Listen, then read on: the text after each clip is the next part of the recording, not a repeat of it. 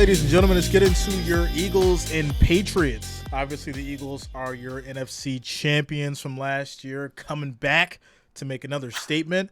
And then on the other side, we got your Patriots, who are basically going through a bit of a shakeup as far as the team, their identity, and what they're looking to do. Let's go ahead and get into this one. Matchup predictors, 61.9% for your Eagles, 37.8% for your Patriots. Getting into the odds as well as the over-under, your Eagles are going to be favored by 4. Over-under is 45. Let's get into the depth chart. As far as your quarterback, it's going to be Jalen Hurts, followed by Marcus Mariota and Tanner McKee. As far as your running back, DeAndre Swift, Rashad Penny, Kenneth Gainwell, and Boston Scott on the 4th. Wide receivers, A.J. Brown, Olamide Zaccheaus. Wide receiver, Devontae Smith, Charleston Rambo. Wide receiver, Quez Watkins, who's questionable right now. Your tight ends are going to be Dallas Goedert, Jack Stoll, Albert Ogwunbunam, Gwent Calcaterra. Your left tackles, Jordan Mailata, Jack Driscoll, and Roderick Johnson on the 3rd. Landon Dickerson. If you remember that Chris Collinsworth commentary, have yourself a laugh because it's kind of ridiculous. Landon Dickerson's your left guard, followed by Sua Opeta on the 2nd. Jason Kelsey is your center. Shout out to Jason Kelsey. Cam Jurgens, Tyler Steen, and then Lane Johnson and Fred Johnson on the 2nd for your right tackles. Getting into the defense, Brandon Graham, Patrick Johnson, Jalen Carter, Jordan Davis, Contavious Street, and Moro Ojomo. Fletcher Cox, household name as well. Zach Cunningham, Josh Sweat, and Kobe Dean. Hassan Reddick, Jason Bradbury, Terrell Edmonds, Reed Blankenship, and Darius Slay will wrap up your defensive front. As far as the special teams, Jake Elliott, Quez Watkins, Boston Scott, and Rick Lovato. All right, so next let's get into your Patriots depth chart. Obviously, your quarterback's going to be Mac Jones, followed by Matt Corral. Now, they got rid of Malik Cunningham and Bailey Zappi, and then they basically came back to the practice squad, and then they went out and picked up Matt Corral from the Panthers. So Matt Corral is going to be your second string behind Mac Jones. As far as the running backs go, Ramondre Stevenson, followed by Ezekiel Elliott. It's going to be interesting to see what he does coming off of being a free agent and leaving the Cowboys. All eyes are definitely going to be on him if he touches the field. Wide receivers are going to be Juju Smith-Schuster, followed by Demario Douglas and Tyquan Thornton on the 3rd.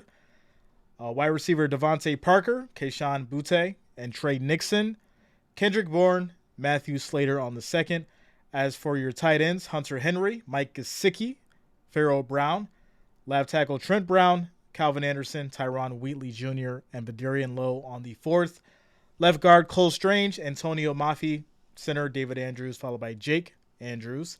Right guard Mike Owenu, and right tackle Sidney So, Riley Reif, and Connor McDermott.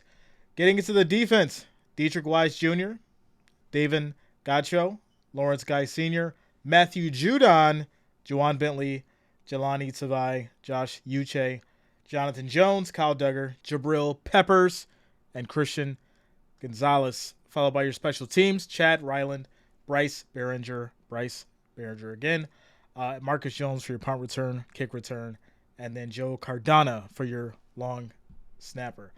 All right, let's go ahead and get into Mr. Hurts. Mr. Jalen Hurts came out strong.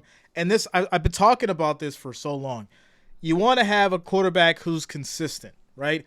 Even if they start off not too good, you want them to have a forward and upward trajectory, right? You want them to go up. You don't want to see this, come down here, this again, and come down here. You want to see this. Now, there may be some bumps and some bruises on the way, but we can accept what we see here from Mr. Jalen Hurts.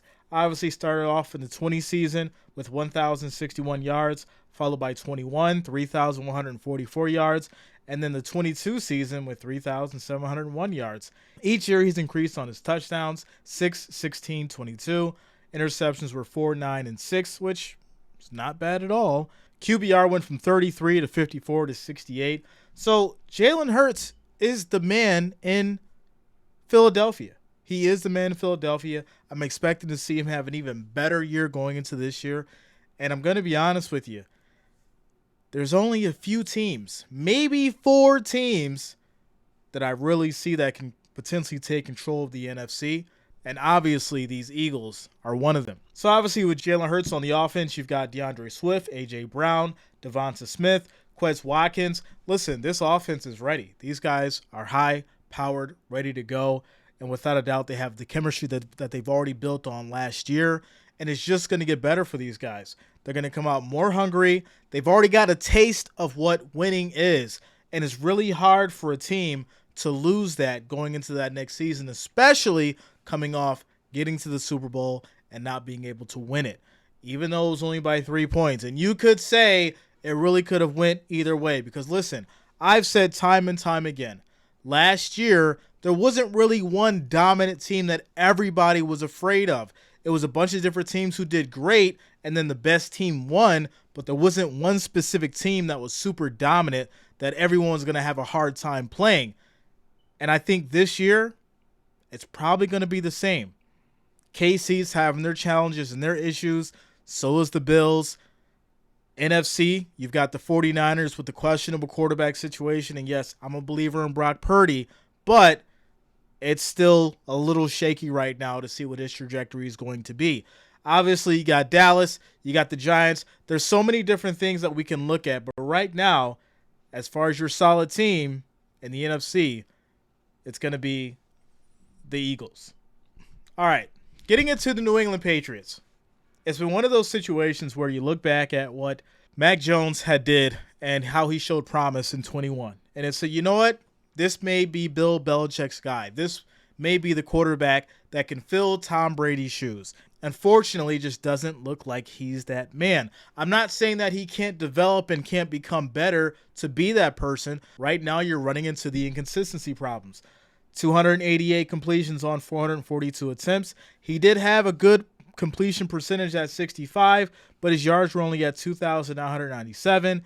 He had a 6.8 average. He had 14 touchdowns for 11 interceptions, and he was sacked 34 times. He had a QBR of 38.4. You're not going to win, Patriots fans, like this. So, the dynamic between the coaching staff, Bill Belichick, Mac Jones, him being focused and being able to go out there and win is going to be the determining factor as whether or not this Patriots team can get it together this year. My big thing was, well, who is Mac Jones going to throw to? Well, let's get into that one. So, obviously, as far as his wide receivers, he's got Juju Smith-Schuster, who's coming over from the Chiefs, Devontae Parker, Kendrick Bourne, Hunter Henry. I do definitely think he's going to utilize Hunter Henry a lot. He's going to rely on him for the short pass. He'll try to utilize his deep game with Kendrick Bourne and Devontae Parker, and you'll see Juju Smith-Schuster on some of those shorter passes. Ramondre Stevenson on the run game. Once again, I like the combination with Tony Pollard and Ezekiel Elliott at the second. You had Tony Pollard getting the long, big runs with Zeke coming in and getting the short, 3rd and 4, 3rd and 3, getting that first down. I see the same thing happening here with Ramondre Stevenson and Ezekiel Elliott. Ramondre getting the long yards that they need. And then obviously in those short, tight situations, you got Zeke coming in to take the big hits, get the short yardage, and get the first down. Obviously then, of course, with the defense, you've got your usual suspects. Lawrence Guy Sr., Matthew Judon, Juwan Bentley, Josh Uche, Jabril Peppers, Christian Gonzalez. I definitely think that the defense for the Patriots can come out and do well. It's really just going to be in question as whether or not if this offense can put up the points that is needed to score in this league. It's not as heavy as a defensive league anymore. You have to score and you have to put up points if you're going to win. And if you're not going to put up those points, then you damn better make sure that your defense is keeping these guys at a manageable level so you can stay in the game. So, with that said, I got to go Eagles. They have a solid defense. They have a solid offense. These guys are looking to basically hopefully make it back to the show. I've got them right now, number 3 in my power rankings going into this season for week 1. We'll see how that changes. I'll drop a power rankings video once we get through the week 1 and everything. But right now, I got to go Eagles by a touchdown. Let me know what you guys think in the comments. Drop your score predictions below. Make sure you like and subscribe. See you guys in the next one. Peace out.